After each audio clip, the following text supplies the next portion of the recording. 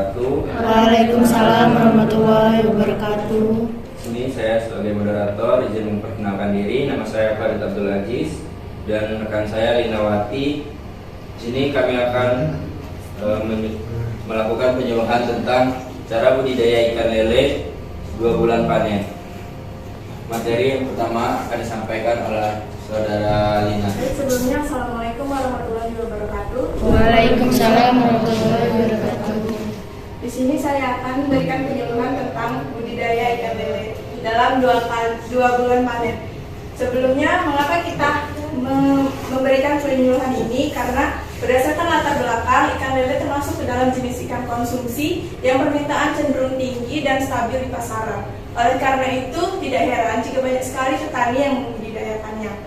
Namun, pada umumnya ikan lele hanya bisa dipanen setelah 4 bulan pemeliharaan. Maka timbullah pertanyaan, bagaimana sih agar panen dapat berlangsung dengan singkat sehingga keuntungan yang diperoleh akan lebih cepat. Untuk itulah kita menyampaikan cara budidaya ikan lele dalam 2 bulan panen. Selanjutnya, seperti yang kita ketahui, ikan lele adalah ikan konsumsi yang permintaannya cenderung tinggi dan stabil di pasaran, serta tidak mudah terserang oleh penyakit. Selain itu, ikan lele juga memiliki resiko kegagalan yang rendah. Hidangan ikan lele juga menjadi salah satu hidangan yang banyak disukai oleh masyarakat, terutama kelompok masyarakat menengah ke bawah.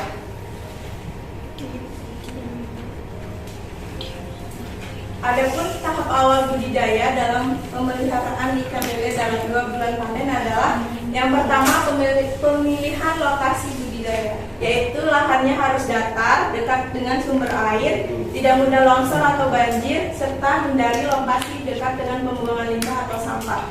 Karena jika dekat dengan limbah atau sampah, air akan masuk merupas ke dalam kolam. Walaupun menggunakan kolam terpal seperti itu, air yang dihasilkan dari air tanah akan mempengaruhi dalam proses budidaya. Untuk yang kedua yaitu pembuatan kolam terpal. Ukuran kolam yang ideal dipakai adalah 3 x 5 x 1 meter atau dapat juga disesuaikan dengan lokasi budidaya yang ada. Lalu yang selanjutnya yaitu tinggi air kolam setinggi 80 cm.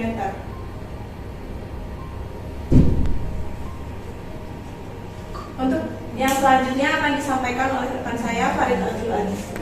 Baik, di sini saya akan melanjutkan penyuluhan tentang budidaya ikan lele 2 bulan panen. Selanjutnya adalah pemilihan benih lele yang akan ditebar. Bibit harus memiliki kriteria sebagai berikut. Yang pertama, bibit besar berasal dari budidaya benih ikan lele. Gerakan lincah, fisik harus sempurna. Ukuran bibit harus seragam, yaitu 8-10 cm. Bibit dalam kondisi sehat, perhatikan riwayat induknya, serta punya sertifikat CPIB. Yang keempat adalah penebaran benih ikan lele. Tebarkan dalam suatu kolam secara merata dengan populasi 100-200 ekor per meter persegi.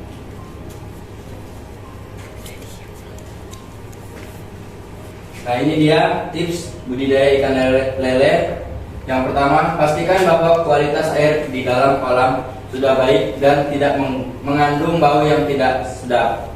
Yang kedua, berikan pakan secara cukup dan teratur. Yang ketiga, berikan pakan secara merata agar nantinya pertumbuhan ikan dapat optimal dan ukurannya seragam. Yang keempat, lakukan pergantian air sesering mungkin untuk menjaga kualitas air dalam kolam tetap baik dan ideal bagi pembudidaya ikan lele. Selanjutnya, strategi pemeliharaan agar panen dapat dilakukan dalam 2 bulan. Yang pertama, menambahkan prebiotik.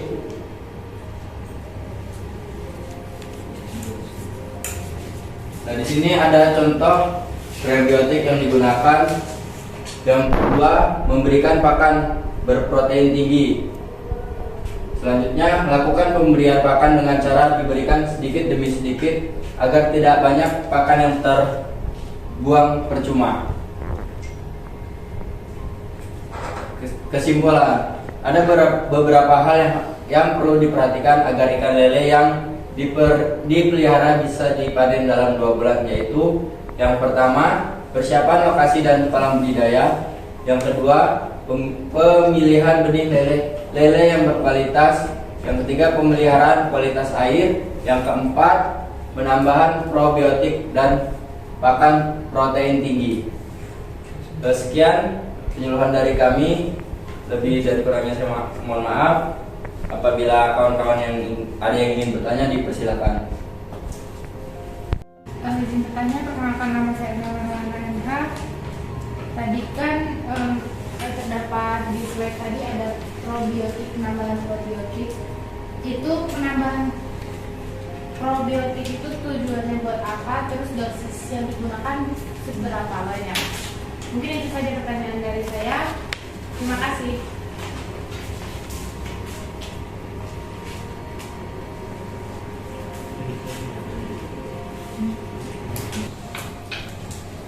Di sini saya akan menjawab pertanyaan dari Endang Maulana NH. Pertanyaan tadi, tujuan penambahan probiotik dan dosis yang dipakai berapa. Jadi probiotik itu adalah tambahan dalam budidaya ikan yang berupa makhluk hidup untuk menguraikan sisa-sisa bahan organik, sehingga diharapkannya dengan ditambahkan probiotik, sisa-sisa bahan organik yang ada di dalam dasar kolam akan terurai sehingga membuat air kolam menjadi lebih sehat untuk ikan, sehingga dengan seperti itu ikannya bisa tumbuh dengan cepat dan bisa sesuai dengan tujuan dari penyuluhan tadi, yaitu dipanen dalam 2 bulan pemeliharaan. Nah, untuk dosisnya akan dijawab oleh rekan saya.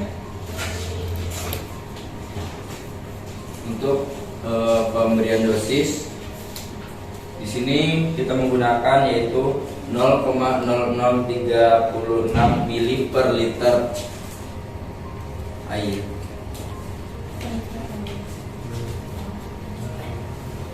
Bagaimana saudara Endang? Cukup, terima kasih untuk jawabannya.